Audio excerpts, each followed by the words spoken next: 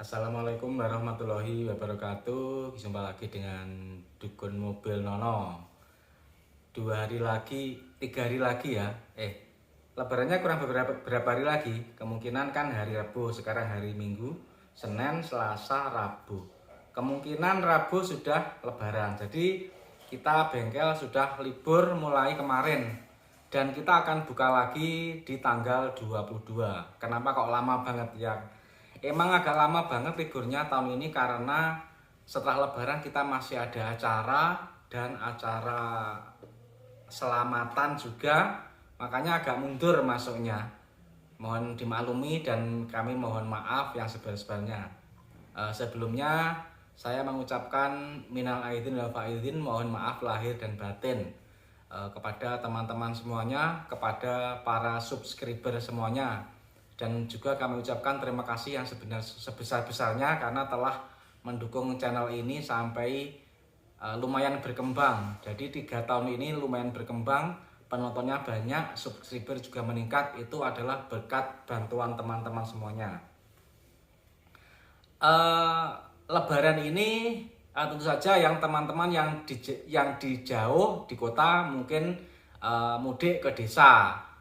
Jadi kemungkinan kebanyakan yang ada di kota akan mudik di desa ke kampung halamannya. Nah, apakah yang perlu kita persiapkan menjelang Lebaran untuk mudik? Itu yang kita persiapkan adalah tentu saja yang nomor 1 adalah sangune bodo atau isi dompet, itu yang paling utama. Dan yang kedua tentu saja adalah alat transportasi kita, yaitu kendaraan yang kita pakai untuk menempuh perjalanan jauh. Nah, kendaraan itu apabila dipakai untuk perjalanan jauh itu tentu saja memerlukan pemeriksaan dan memastikan kendaraan tersebut fit. Jadi apakah saja yang diperiksa teman-teman? Tentu saja yang diperiksa yang utama, karena perjalanannya jauh, kendaraan itu tentu saja akan memerlukan waktu atau jam kerja mesin yang tinggi ya. Mungkin bisa 12 jam, bahkan ada juga yang menempuh selama 24 jam. Itu teman-teman, itu dalam hal ini adalah sangat penting kalau kita itu mencermati kesehatan sistem pendinginan pada mobil kita, yakni dipastikan mobilnya itu dipakai non-stop, itu jangan sampai terjadi overheat. Jadi dalam hal ini sebelum dipakai jalan, sebenarnya radiator itu diperiksa teman-teman, diperiksa apakah ada yang butuh apa enggak ya, apakah ada yang butuh apa enggak. Kalau ada yang butuh, silakan dibawa ke tukang servis radiator untuk diserviskan supaya yang tersumbat itu berlubang semua. Kedua adalah selang-selang radiator dan selang pendingin. Pada mobil Panther itu selang pendinginnya terkenal banyak banget ya. Terkenal banyak banget. Kalau pada mobil Kijang itu hanya ada 2 saja, yaitu hanya selang radiator atas dan selang radiator bawah. Pada L300 itu mungkin hanya 3 saja, selang radiator bawah, selang radiator atas, sama selang bypass. Tapi kalau Panther itu banyak sekali ya, selang radiator atas, selang radiator bawah, selang bypass, selang pendingin uli, selang pendingin turbo. Dan itu jumlahnya kalau kita total itu ada 10 bijian ya, banyak sekali. Maka hal tersebut itu kalau tidak diperiksa, tidak dicermati, itu kita khawatir di situ sudah ada lapuk, selang yang sudah lapuk, pipa yang sudah keropos, khawatir dipakai jalan jauh akan pecah sehingga akan terjadi kehabisan air dan berakibat mesin rusak, linernya macet, sakit baret, sehingga berakibat turun mesin yang menghabiskan biaya lebih dari 10 juta. Itu jangan sampai terjadi. Jadi kesehatan sistem pendinginan dan kondisi radiator, kondisi selang, kondisi pipa itu harus dicermati benar-benar. Jangan sampai terjadi overheat dan turun mesin, karena banyak sekali kejadian overheat turun mesin dikarenakan keteledoran selang yang pecah, pipa yang keropos, radiator rembes, airnya bocor tidak diketahui. Dan celakanya pada Panther tipe yang kapsul itu indikator temperaturnya itu tidak terlalu akurat, jadi terlambat kesannya itu. Jadi semisal pada Panther 23 itu penunjukannya itu dari saat dingin sampai panas itu rambatan temperaturnya itu nyata atau real. Tapi pada printer kapsul itu kita sudah percobaan beberapa kali, dan beberapa kali di mobil pada printer kapsul dan printer touring itu ternyata indikator temperatur itu pada saat mesin sudah tercapai angka 100 derajat, karena kita mengukurnya dengan termometer ya, itu indikator temperatur itu tetap ada di tengah. Sebenarnya hal tersebut tidak terlalu berbahaya asalkan selang radiator dan sistem pendinginan itu sehat. Yang dikhawatirkan itu kalau ada kebocoran radiator, kebocoran selang itu tidak ketahui. Makanya sebelum dipakai kendaraan itu harus diperiksa terlebih dahulu. Itu sangat penting teman-teman, untuk radiator dan sistem pendinginan itu sangat penting karena kendaraan itu akan dipakai jauh. Dan hal tersebut tentu saja kalau mesin itu sudah kendala di jalan, overheat itu akan sulit ya diatasi ya, sulit. Lain dengan uli. Kalau sekedar uli boros itu kan kita bisa bawa cadangan uli. Jadi setelah beberapa ratus kilometer kita cek terus kita tambah itu bisa. Tapi kalau air radiator itu sulit ya, sulit. Kalau sudah terjadi overheat itu akan sulit dikendalikan. Makanya sebelum perjalanan jauh untuk sistem pendinginan radiator, selang, pipa wajiblah diperiksa. Jangan sampai terjadi seperti yang saya ceritakan. Terus yang kedua itu sebelum mudik jangan lupa periksa rem-remnya ya, remnya harus pakem, jangan sampai ada kendala pada rem. Misal rem macet, rem blong, itu jangan sampai terjadi karena itu menyangkut nyawa.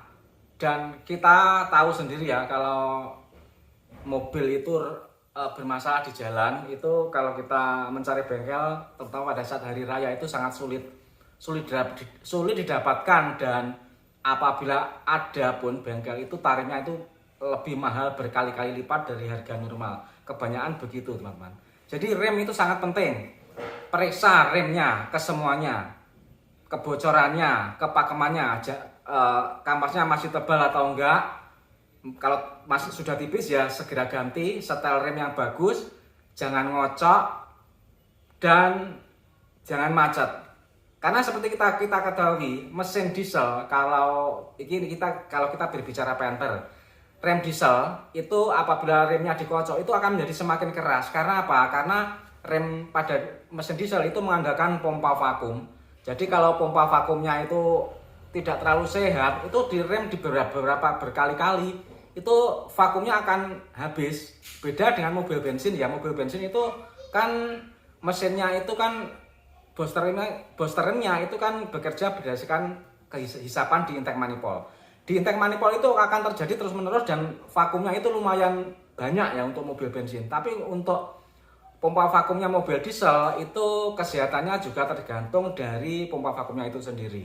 Jadi di situ emang ada partnya. Jadi pompa vakum itu dalamnya ada blade-nya yang kadang bisa habis, bisa rusak, kadang. Tapi kalau untuk bensin kan enggak ya, tidak memakai pompa vakum khusus, tapi hanya menancap di intake manifold, itu sudah kuat vakumnya. Jadi tidak pernah terjadi mobil bensin itu terjadi kehabisan vakum. Kalau pas ada, walaupun rem dikocok-kocok tidak pernah terjadi kehabisan vakum. Tapi kalau diesel itu sering terjadi kehabisan vakum, jadi remnya menjadi keras. Jadi makanya untuk penyetelan mobil diesel, remnya itu diusahakan sekali tekan, sekali injak itu sudah harus pakem. Jangan sampai rem itu ngocok-ngocok, jangan, itu akan membahayakan. Karena semakin dikocok akan semakin keras. Jadi ceritanya seperti itu. Jangan sampai. Jadi seperti itu teman-teman. Terus selain itu, jadi itu yang terpenting ya, saya cerita ini sambil mikir apa saja yang akan kita sampaikan. Jadi rem wajib pakem, radiator sistem pendinginan wajib sempurna. Itu. Kalau masalah mesin ya, mesin itu oli boros sedikit, ngebul nggak masalah, karena oli itu bisa ditambah. Tapi kalau radiator sistem pendinginan itu wajib sempurna, wajib bagus kalau untuk pakai perjalanan jauh.